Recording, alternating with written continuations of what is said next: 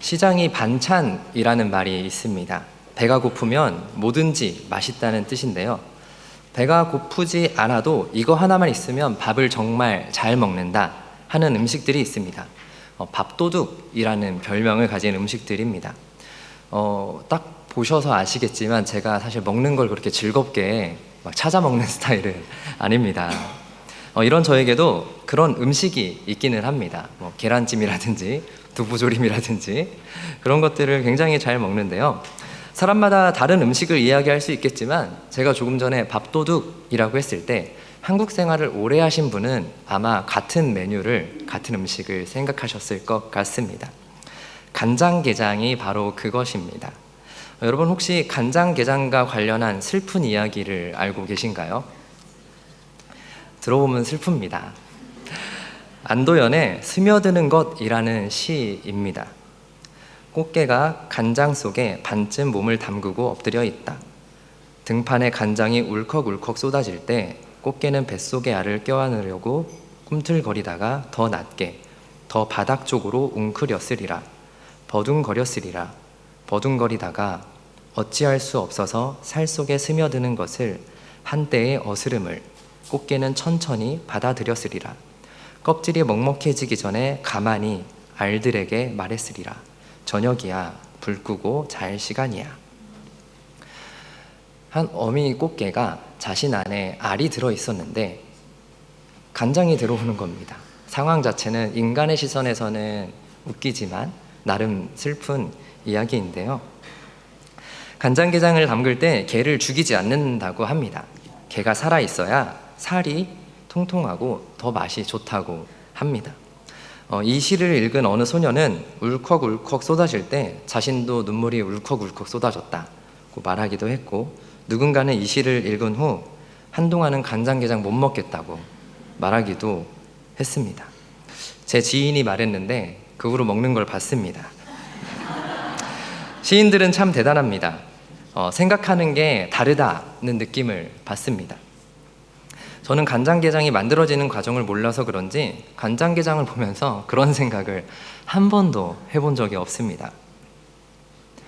간혹 시나 에세이를 보면 일상적인 일인데 어떻게 이렇게 표현하지? 어떻게 이런 생각을 하지? 어떻게 이런 단어를 써서 표현하지? 하는 생각을 하게 됩니다.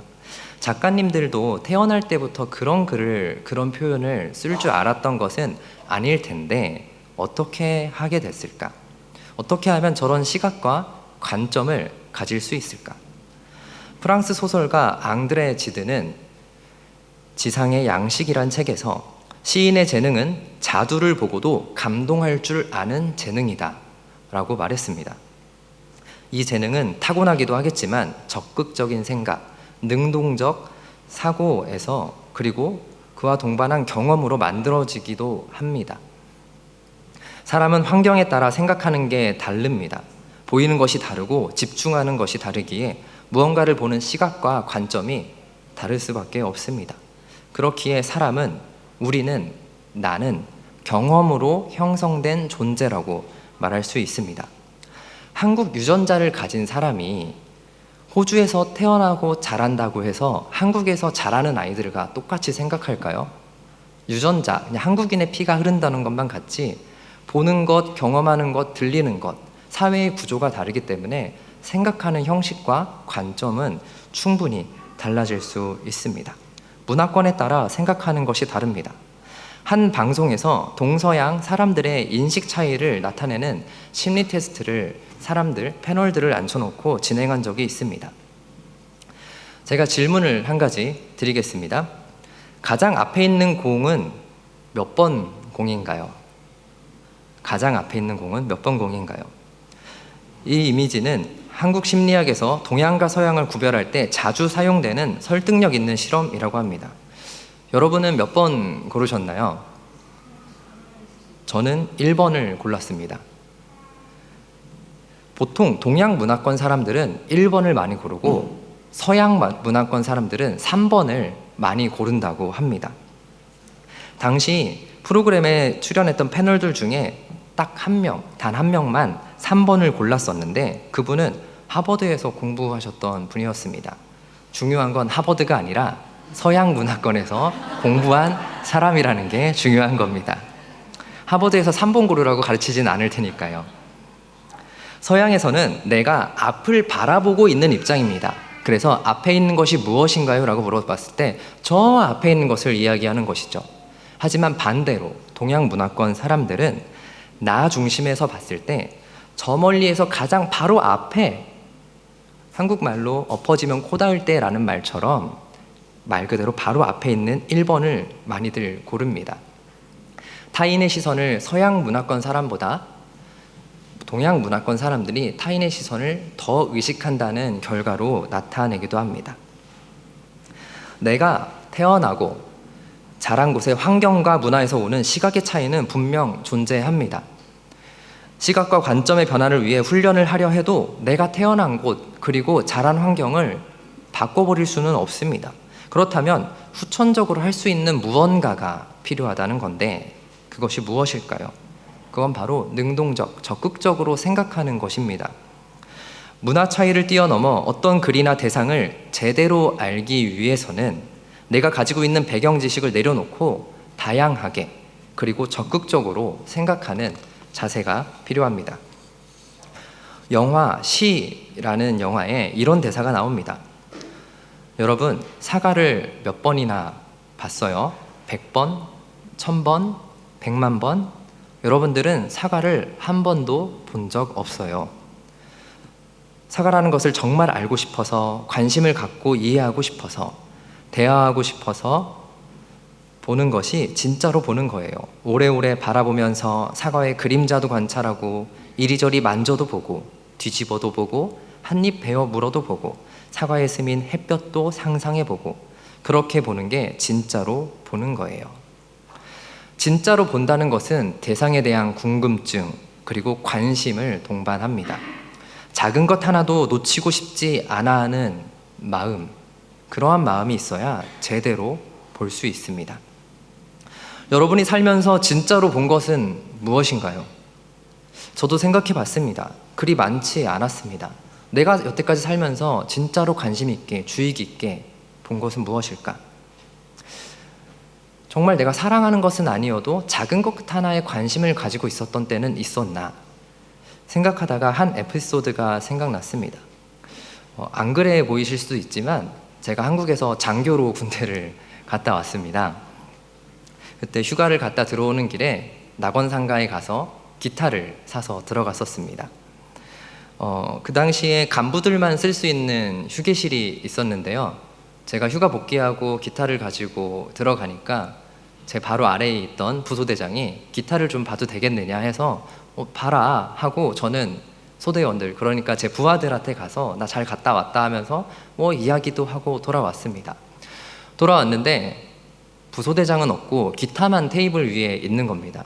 조금 떨어져 있었는데 제 눈에 조그만 스크래치가 보이는 겁니다. 상처가 났더라고요. 그와 동시에 제 마음에도 상처가 났습니다. 그 기타를 살 때 바디를 만져도 보고 거기 있는 홀을 보고 안쪽도 들여다보고 어떤 느낌인지 만져도 보고 하면서 내 기타가 오랜만에 생겨서 척박한 군 생활에서 좀 더 잘 지내봐야지 이런 생각을 했었는데 가지고 간 그날 스크래치가 나니 마음이 좀 아팠습니다. 속상했습니다. 비싼 기타는 아니었지만 그때 그 기타를 참 좋아했었습니다. 이것은 제가 한 에피소드에 불과하지만 우리가 무언가를 바라볼 때 어떤 물건이든 사람이든 글이든 무언가를 볼 때 우리가 정말 관심이 있으면 조그마한 것도 보게 됩니다. 하지만 관심이 있으면 주변에 있는 것조차 모릅니다. 의무감에 들여다보라는 것이 아닙니다. 일상이 되어지고 즐거움이 돼야 합니다. 그 즐거움에 시간 가는 줄 모릅니다. 오늘 본문에서는 무언가에 집중하며 그 즐거움에 밤낮 시간 가는 줄 모르는 일을 나무로 비유하며 말하고 있습니다. 본문 2절과 3절 말씀 함께 읽습니다. 오직 여호와의 율법을 즐거워하여 그의 율법을 주야로 묵상하는도다. 그는 시냇가에 심은 나무가 철을 따라 열매를 맺으며 그 잎사귀가 마르지 아니함 같으니 그가 하는 모든 일이 다 형통하리로다. 아멘. 하나님께서 주신 말씀을 사모하고 그 말씀으로 즐거워하는 삶, 관심이 있기에 들여다보고 또 들여다보게 되는 말씀, 작은 것 하나 놓치고 싶지 않아서 천천히 읽어보고 곱씹고 또 곱씹다 보니 하루가 가는 일상을 사는 이에게 하나님 이렇게 말씀하십니다. 복 있는 사람이라. 생명을 주는 진리의 강인 시냇가에 심겨진 나무는 생명을 계속해서 공급받을 수 있습니다. 그래서 그 나무는 마를 날이 없습니다. 철이 되면 열매도 맺습니다. 우리는 하나님의 말씀으로 지어진 존재입니다. 그렇기에 우리는 계속해서 하나님의 말씀을 공급받으며 하나님의 말씀으로 채워진 삶을 살아가야 합니다. 그러나 하나님의 말씀으로 채워지지 않은 사람은 영적으로 건강함을 잃게 됩니다. 세상 힘에 쉽게 휘둘리게 됩니다. 나무는 물을 공급받으며 살아가야 메마르지 않는데 진리의 강에서 떨어지니 그 나무가 어떻게 건강하겠습니까? 쉽게 휘둘리게 됩니다. 하나님의 말씀이 안에 없는 사람, 그 사람들에 대해 본문 4절에서는 이렇게 말합니다. 함께 읽습니다. 악인들은 그렇지 아니하며 오직 바람에 나는 겨와 같도다. 겨는 벼나 보리를 곡식 등을 이렇게 빻았을 때 생기는 작고 가벼운 껍질입니다. 그래서 약한 바람에 날아갑니다. 시냇가에 건강히 깊이 뿌리 내린 나무는 바람에 조금은 흔들릴 수는 있지만, 거센 바람에 흔들릴 수는 있지만 날아가지 않습니다. 뿌리 뽑히지도 않습니다. 하지만 그런 나무와는 달리 가볍고도 가벼운 겨는 작은 바람에도 날아갑니다. 그리고 작은 시련에 좌절하게 됩니다. 사람은 일평생 살아가며 크고 작은 일들, 또 시련을 겪기도 합니다. 시련을 이겨낼 수 있는 힘, 그 힘은 우리 안에 없습니다. 우리를 창조하신 분으로부터 받는 힘만이 그 시련을 이겨낼 수 있습니다. 하나님께서는 말씀으로 그 힘을 불어넣어 주십니다. 그러나 악인은 그 안에 말씀이 없어서 힘이 없습니다. 중심을 잡을 수가 없습니다. 말씀이 있어야 그 자리에 뿌리 내려서 중심을 잡고 잘 서 있을 수 있는데 그 안에 말씀이 없으니 휘둘리는 겁니다. 오히려 악인들은 주야로 묵상하는 삶을 보며 미련하다고 말하기까지 합니다. 하나님 말씀을 묵상하는 이들의 마지막은 하나님 나라이지만 악인들은 그렇지 않습니다. 악인들의 결국은 어떻습니까? 본문 5절과 6절 말씀 함께 읽겠습니다. 그러므로 악인들은 심판을 견디지 못하며 죄인들이 의인들의 모임에 들지 못하리로다. 무릇 의인들의 길은 여호와께서 인정하시나 악인들의 길은 망하리로다. 의인들의 모임, 그들의 모임은 그리스도의 빛이 가득한 하나님 나라이지만 악인들의 모임은 어둠이고 흑암입니다. 그들은 하나님 나라에 대한 소망이 없습니다. 천국 소망 없이 떠돌아다니는 악인들의 마지막은 하나님께서 인정하시지 않는 어둠 길입니다. 그들이 작은 것에도 흔들리고 날아가는 이유가 무엇입니까? 하나님께서 창조하신 모습, 말씀으로 채워진 모습에서 떠나 있기 때문입니다. 속이 비어 있습니다. 하나님의 말씀이 그 안에 없기 때문에 삶의 무게중심을 잡지 못하고 휘둘리며 살아가는 겁니다. 하나님께서 인간을 창조하시고 에덴 동산에서 아담과 함께 하셨던 때 인간은 하나님께서 창조하신 그 모습 그대로 살았으며 하나님으로부터 모든 것을 공급받았고 하나님으로 인해 기뻐하는 삶을 살았고 영원한 삶을 살 수 있었습니다. 삶의 무게중심이 분명했습니다. 그러나 죄가 들어오면서 인간의 욕심으로 죽음을 경험하게 되고 또 질투심으로 생명을 해하게 되고 자신의 욕망을 따라 살아가다 보니 삶의 무게중심이 하나님에게서 내 안에 있는 욕망으로 옮겨지게 됩니다. 그렇기에 욕망을 추구하는 이들끼리의 모임은, 악인들의 모임은 꺼져가는 생명과 같습니다. 이를 살릴 수 있는 방법은 오직 말씀밖에 없습니다. 요한복음 8장 47절 말씀 함께 읽겠습니다. 하나님께 속한 자는 하나님의 말씀을 듣나니 너희가 듣지 아니함은 하나님께 속하지 아니하였음이로다. 하나님께 속한 자라면 하나님의 말씀을 들어야 합니다. 하나님의 말씀이 나를 채워야 합니다. 하나님의 말씀이 들리지 않는 이유가 무엇입니까? 귀 기울이지 않기 때문입니다. 하나님의 말씀과 떨어져 살기 때문입니다. 근처에 분명 말씀은 있습니다. 우리 손에 성경책이 있습니다. 하지만 말씀을 제대로 보지 않습니다. 어린 시절부터 봐왔던 말씀이고 익숙한 말씀이라 생각하기에 이 본문이면 이런 말씀이 나올 거고 저 본문이면 이런 말씀이 나오겠지. 그런 생각에 깊게 묵상하지 않고 내가 알던 것만 확인하는 정도로 읽고 지나갈 수 있습니다. 시간이 지나갈수록 깊어져야 할 신앙의 뿌리가 점점 메말라가게 되는 겁니다. 우리는 가끔 착각할 때가 있습니다. 우리가 하나님의 말씀을 잘 알고 있다고, 하나님의 말씀을 제대로 읽고 있다고 착각할 때가 있습니다. 우리는 과연 하나님의 말씀을 제대로 읽고 제대로 본 적이 있는가? 생명을 주는 진리의 강인 하나님의 말씀과 시냇가에 심긴 나무인 나, 말씀과 나 사이를 연결시켜 주는 것은 묵상이라는 뿌리입니다.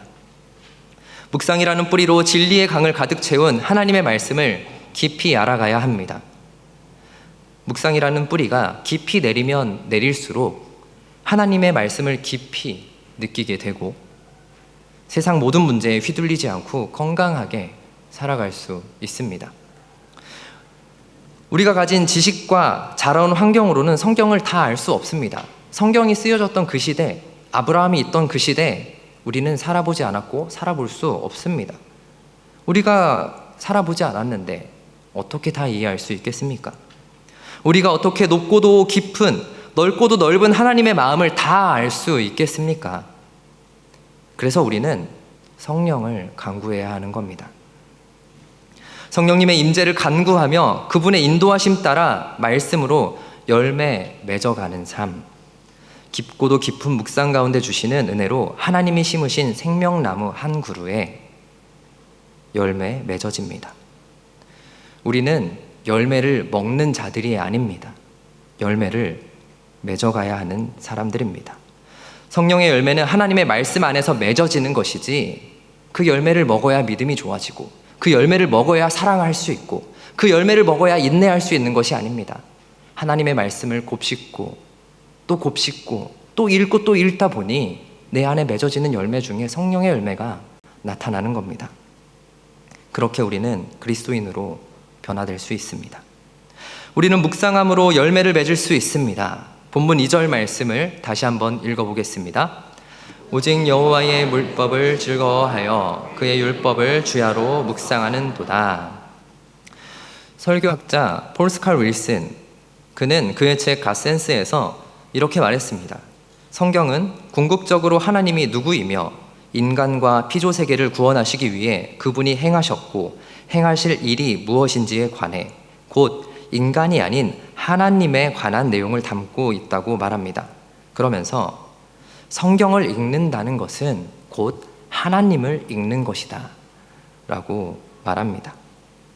하나님을 읽는다는 것, 묵상하면 할수록 하나님을 알게 되니 하나님의 그 사랑을 조금 더 깨닫게 됩니다. 그리고 하나님의 인도하심을 생생하게 느끼게 됩니다. 그렇다면 우리는 어떻게 묵상해야 하는가? 하나님의 말씀을 유심히 들여다봐야 합니다. 들여다본다는 말은 밖에서 안을 본다, 가까이서 자세히 살핀다 라는 의미를 가지고 있습니다. 밖에 있는 인간의 관점이 아니라 내 안에서 역사하시는 하나님의 관점으로 보기 위해 노력해야 하는 겁니다. 나의 고집과 내 배경 지식과 내 생각을 내려놓고 그저 하나님 관점으로 보려고 노력해야 합니다. 하나님의 말씀을 유심히 들여다보는 방법은 여러 가지가 있겠습니다. 먼저 읽어야 합니다. 어떻게 읽어야 하지? 일단 읽으면 됩니다. 읽다 보면 생각을 하게 됩니다. 눈으로 읽기 시작하다 이제는 마음으로 읽게 됩니다. 마음으로 들어가지 않고 눈으로만 흘려보내는 성경 읽기는 제대로 된 하나님 읽기가 아닙니다. 어쩌면 슬픈 하나님 읽기가 될지도 모르겠습니다. 예수님께서 말씀하셨지요. 비유가 아니고서는 천국을 말할 수 없다고. 우리 인간의 지식으로는, 인간의 이해로는 하나님의 말씀을, 하나님 나라를 이해할 수 없습니다. 그래서 우린 더더욱 성령을 간구해야 합니다.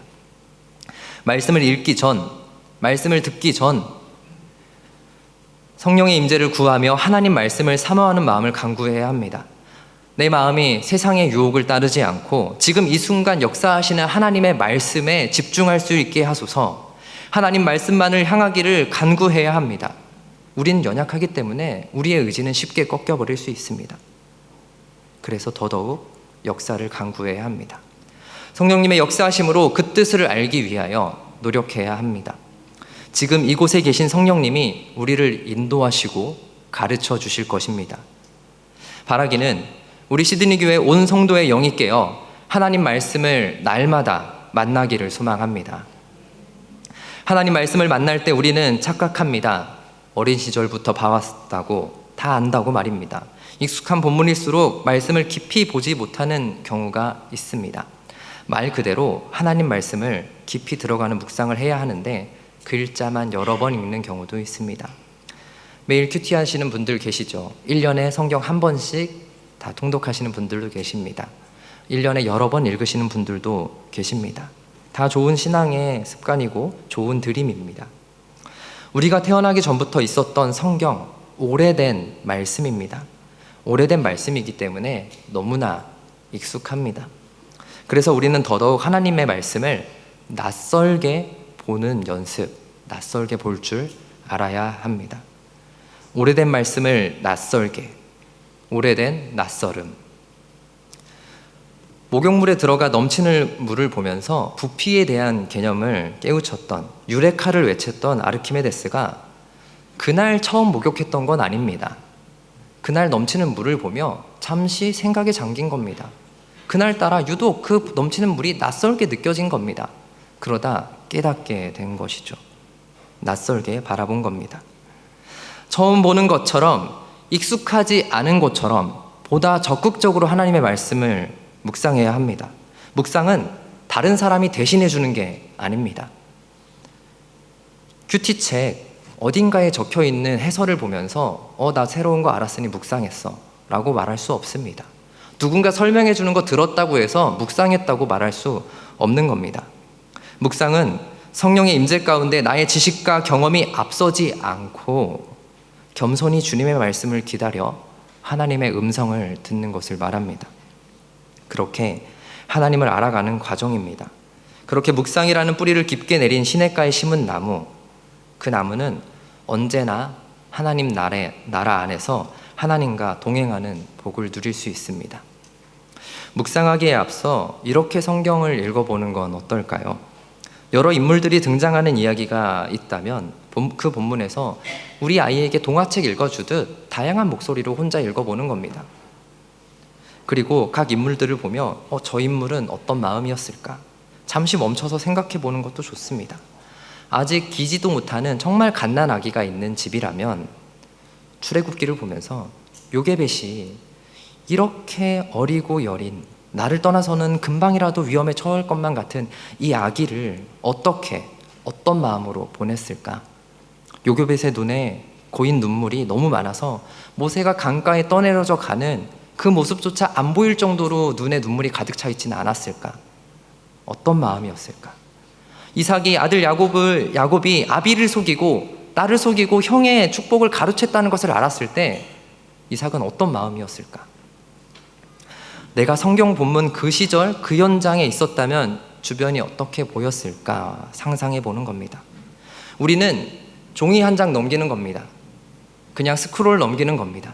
그런데 그 성경 안에 있는 이야기에는 우리가 종이 한 장 넘길 때 과거 신앙의 선조들 중에 누군가의 발걸음이 수백 킬로미터 걸어가는 그런 때도 있습니다.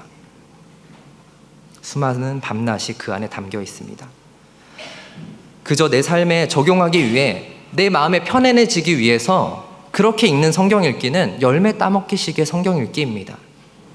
우리는 열매 맺는 자로서 하나님의 말씀을 제대로 읽어야 합니다. 그리고 더 깊이 묵상함으로 나에게 내려주시는 은혜를 경험하는 것, 그것이 참된 묵상이고 하나님께서 원하시는 바입니다.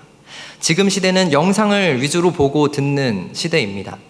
정말 많은 것을 볼 수 있고 실제로 많은 것들을 보고 있습니다. 그런데 정말 제대로 보고 있는 건 어쩌면 아무것도 없을 수도 있습니다. 눈으로만 볼 뿐 마음으로 보고 있지 않습니다. 우리는 글을 읽는 것이 아니라 하나님을 읽어야 합니다. 내 중심, 내 관점이 아닌 하나님 중심으로 말씀을 보시기를 축복합니다. 처음엔 더딜 수 있습니다. 느릴 수 있습니다. 하지만 점차 깊어진 묵상은 우리 삶을 변화시켜 세상을 보는 눈 또한, 하나님의 창조를 보는 눈 또한 변화시킬 겁니다. 깊이 들여다본 순간들이 모여서 찬란한 그리스도의 빛을 경험하게 됩니다. 생명을 주는 진리의 강인 시냇가에 심은 하나님의 열매 맺는 나무, 그러한 삶이 오늘 본문 1절에서 나온 복 있는 사람의 삶이지 않을까요? 성경 분명 오래된 말씀입니다. 분명 익숙한 말씀입니다. 그러나 오래된 낯설음으로 우리에게 새롭게, 오늘 새롭게 주시는 은혜 누리시기를, 성령의 인도하심 따라 묵상이라는 깊은 뿌리를 내려서 하나님께서 창조하신, 말씀으로 창조하신 그 모습으로 회복되는 우리 되기를 주님의 이름으로 축복합니다.